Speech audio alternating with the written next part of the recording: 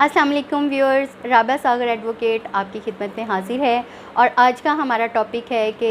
عدالت سے تنسیخ نکاح کی ڈگری بربنائے خلا کیسے حاصل کی جائے۔ بنیادی طور پر جو طلاق ہے وہ مرد کا حق ہے، لیکن اسلامی لاء کے مطابق بہت ساری ایسی کنڈیشنز ہیں، ایسے حالات ہیں جن میں عورت کو بھی یہ حق دیا گیا ہے کہ وہ خلا کے ذریعے اپنے نکاح کو ختم کر سکے۔ تو خلا کی ڈگری کیسے حاصل کی جائے؟ لیگل ایڈ ہیلپ لائن کو استعمال کرتے ہوئے بہت سارے لوگوں نے بہت ساری خواتین نے مجھ سے یہ سوال پوچھا کہ دعویٰ تنسیخ نکاح جو ہے اس کو بربنائے خلا فیملی کورٹ سے کیسے حاصل کیا جا سکتا ہے، کیسے اسے فیملی کورٹ میں لے کے جا سکتا ہے اور تنسیخ نکاح کی ڈگری حاصل کی جا سکتی ہے۔ تو یہاں پہ میں آپ کو پروسیجر بتاتی چلوں کہ دعویٰ تنسیخ نکاح کو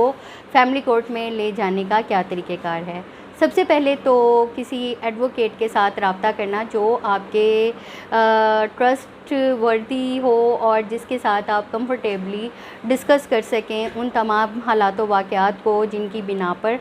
دعویٰ تنسیخ نکاح جو ہے وہ بربنائے خلا ایک خاتون حاصل کرنا چاہتی ہے۔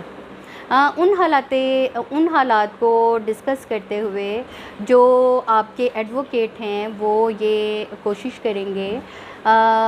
اس میں یہ بہت زیادہ ضروری ہے کہ جو اس خاتون کے باقی رائٹس ہیں، جیسے کہ اس کا مینٹیننس کا حق، عدت تک جو ہے وہ مینٹیننس یعنی خرچہ اور نفقہ جو ہے وہ مرد کی طرف سے دلانا، اگر کوئی سامان جہیز دیا گیا ہے تو اس کی واپسی، اگر بچے ہیں تو ان کی کسٹڈی، یہ تمام حقوق جو ہیں خاتون کے ان کو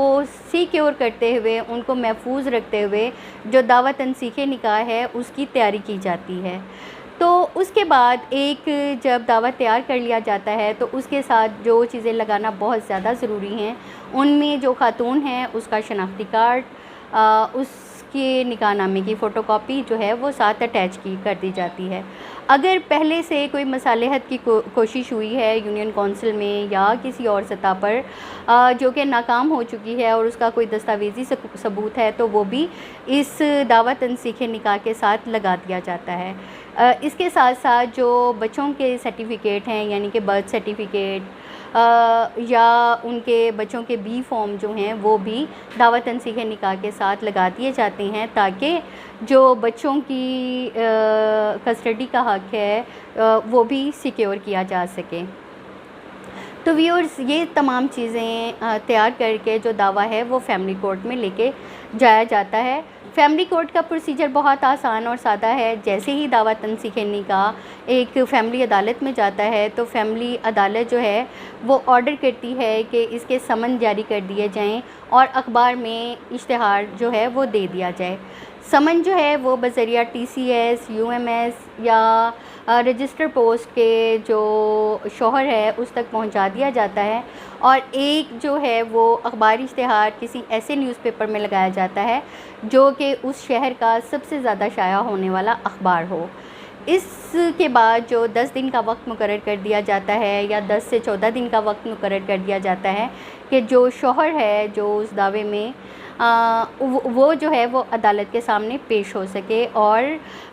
اپنا جو ریٹن سٹیٹمنٹ ہے وہ عدالت میں جمع کرا سکے۔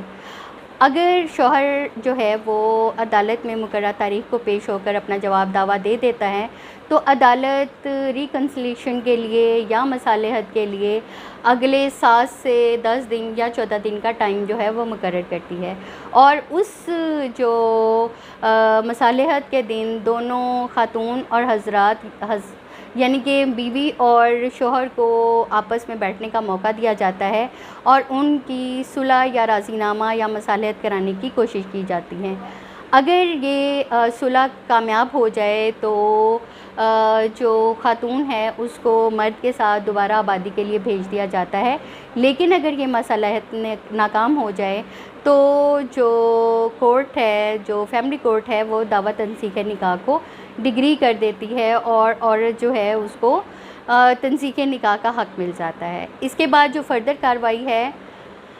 وہ اس کے طور پر یہ ہے کہ یونین کونسل میں یہ جو تنسیخ نکاح ہے اس کی ڈگری کے ساتھ انٹیمیٹ کر دیا جاتا ہے کہ یہ جو شادی ہے یہ تنسیخ نکاح کے ذریعے فیملی کورٹ سے تنسیخ اس کی کروا دی گئی ہے، اور اس انٹیمیشن کے ساتھ ہی جو یونین کونسل ہے